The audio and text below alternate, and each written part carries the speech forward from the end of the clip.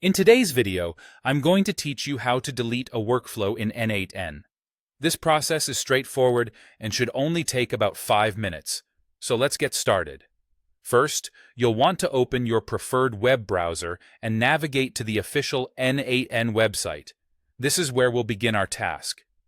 Once you're on the N8n homepage, you'll need to sign into your account. Look for the Sign In button prominently displayed on the screen and give it a click. Enter your login credentials to access the dashboard.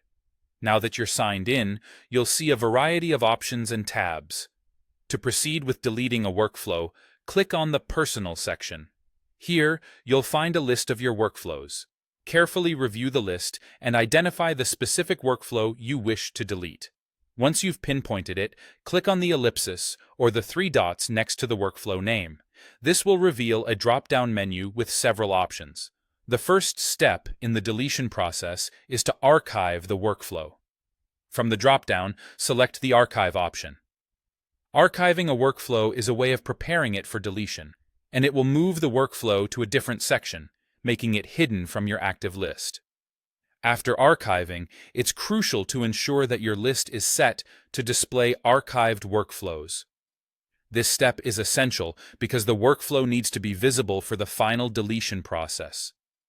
Look for the filter icon, usually at the top right corner of your workflow list section, and turn it on. When the filter is activated, you can set it to show both active and archived workflows. With the filter activated, revisit your list to locate the archived workflow you intend to delete.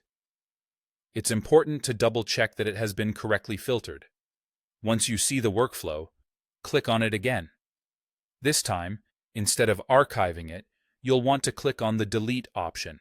Click Delete, and a confirmation prompt should appear, asking if you're sure you want to permanently delete the workflow. Be mindful that deleting a workflow is irreversible, so ensure this is the action you want to execute. Once you're certain, confirm the deletion by clicking Yes or Confirm, depending on what the prompt displays. Congratulations! You've successfully deleted a workflow in N8n. Remember, this process can't be undone, so make sure to double-check the workflow you are removing. And that's all there is to it. Now you can manage your workflows more efficiently by keeping only the necessary ones. Stay tuned for more tutorials, and happy workflow managing.